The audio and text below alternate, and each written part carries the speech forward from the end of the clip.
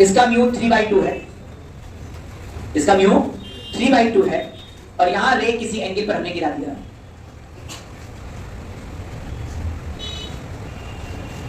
पूछा गया किस एंगल पर रे गिराएं, और ये मान लो 60 डिग्री है।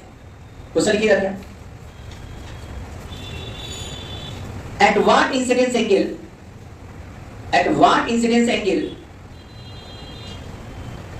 a ray should incident at what incidence angle a ray should incident on equilateral glass prism on equilateral glass prism so that rays just graze on emergent surface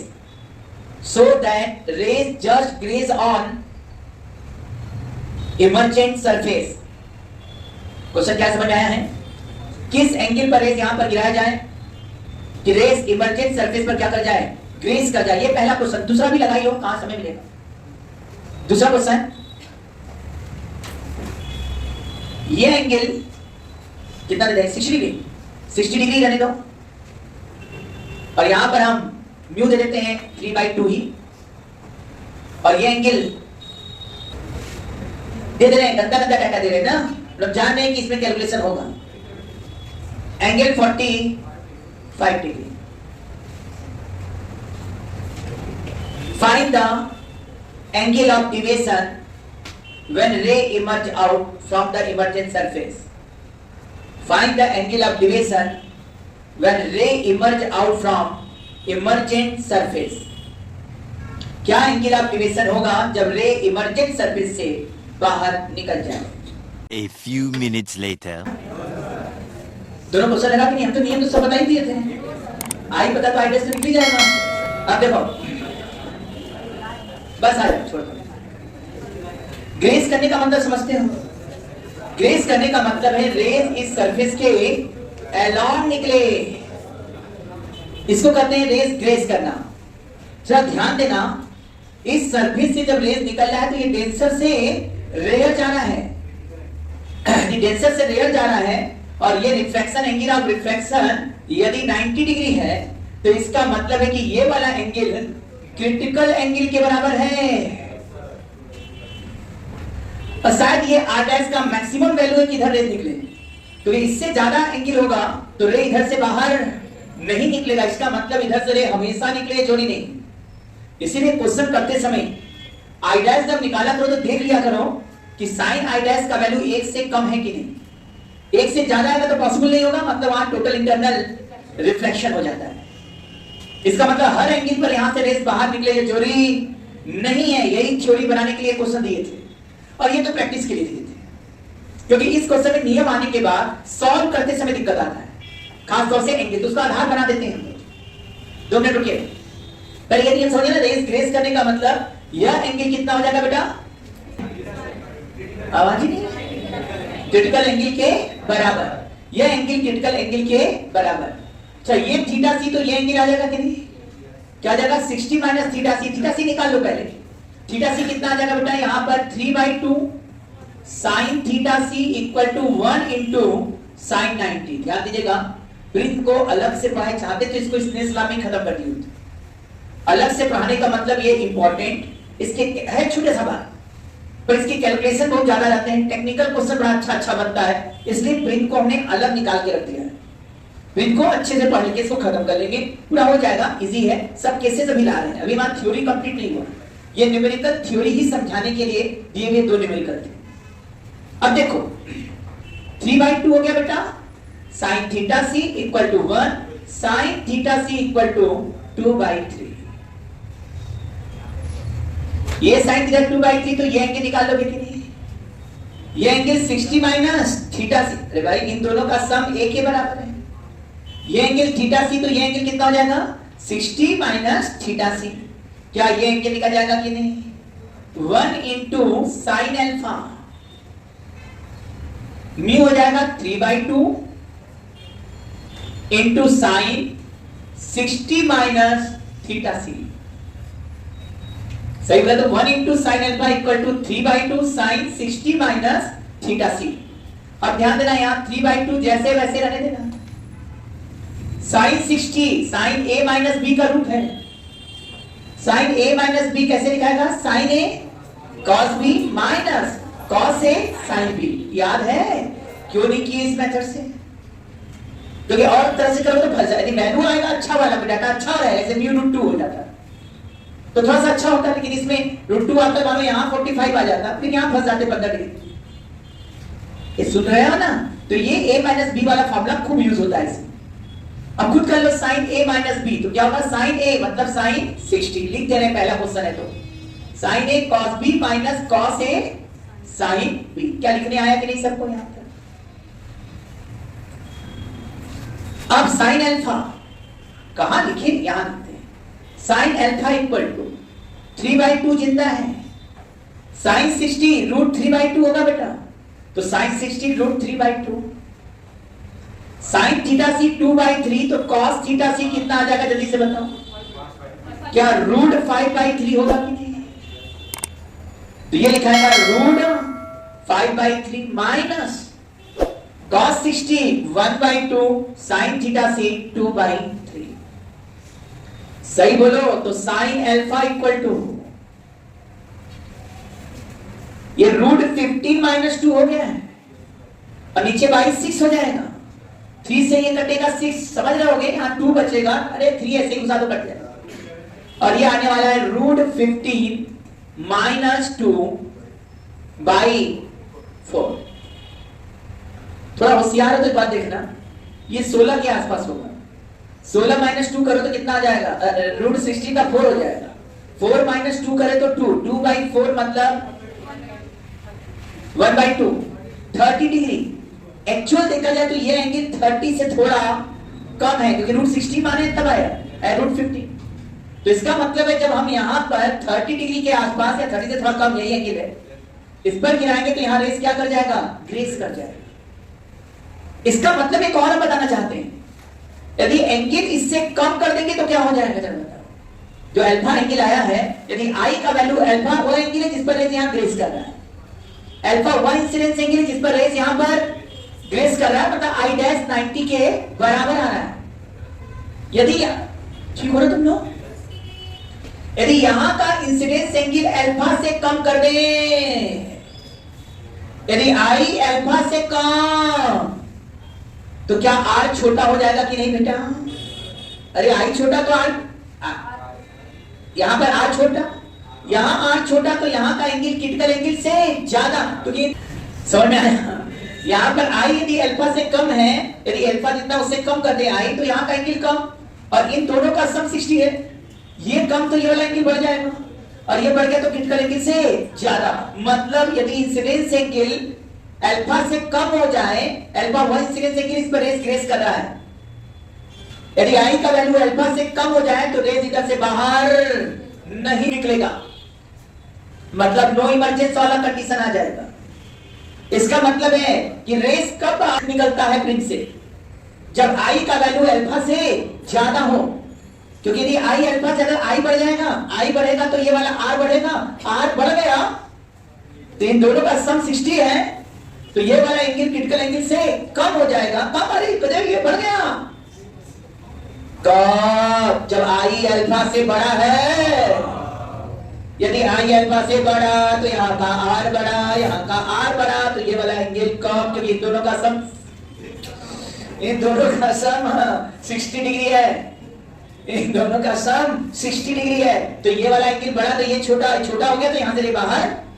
इसका मतलब एक मजेदार कहानी, 0 से अल्फा तक रेस इधर से बाहर नहीं निकलता इमर्जेंट सरफेस से। हाँ, यहां से रिफ्लेक्शन होगा तो कहीं और जगह से निकलेगा, लेकिन इस सरफेस से बाहर 0 से अल्फा तक नहीं निकलता, अल्फा पर जस्ट निकलने वाला कंडीशन है।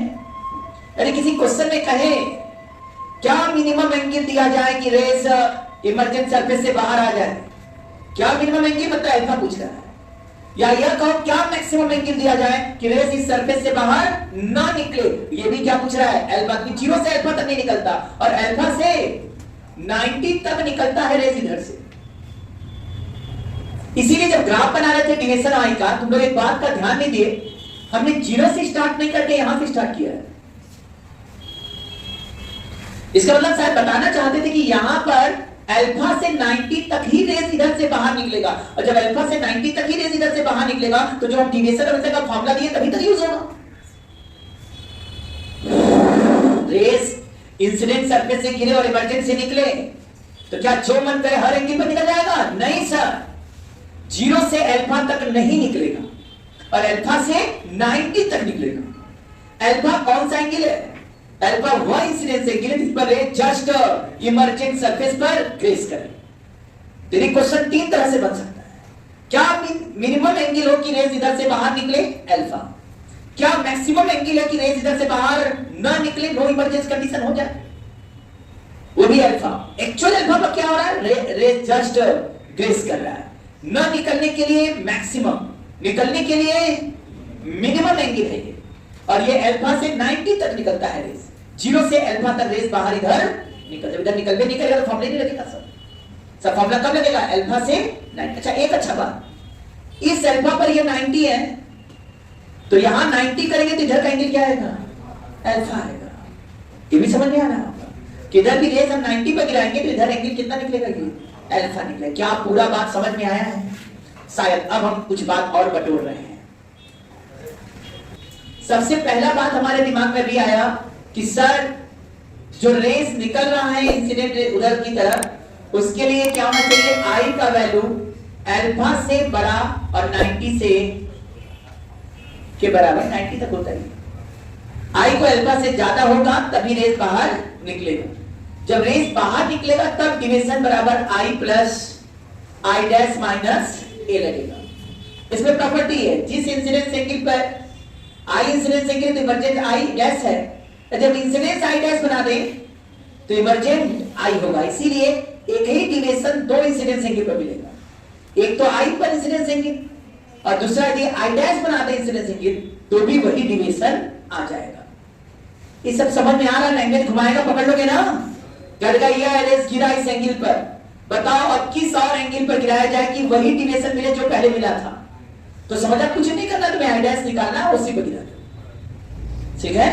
ग्राफ बना होगा, ग्राफ पे बता चुके थे आई और आई डैश का वैल्यू पता है और डिविएशन पता है, तो एंगल ऑफ ब्रिज निकल जाएगा। और एंगल ऑफ ब्रिज निकल गया, मिनिमम डिविएशन दिया है, नीचे वाला मिनिमम डिविएशन बेटा। तो हमारे पास एक फॉर्मूला है, म्यू बराबर sine A plus delta M by 2, ध्यान देना, अपान साइन ए बाई 2, और इससे हम मिनिमम डिविएशन भी निकाल कर रख देंगे। क्लियर है ना बेटा? हाँ, थक गए हो क्या बेटा? ये सब क्लियर? अच्छा, ये अल्फा एंगल के लिए क्या क्या कंडीशन बताएं?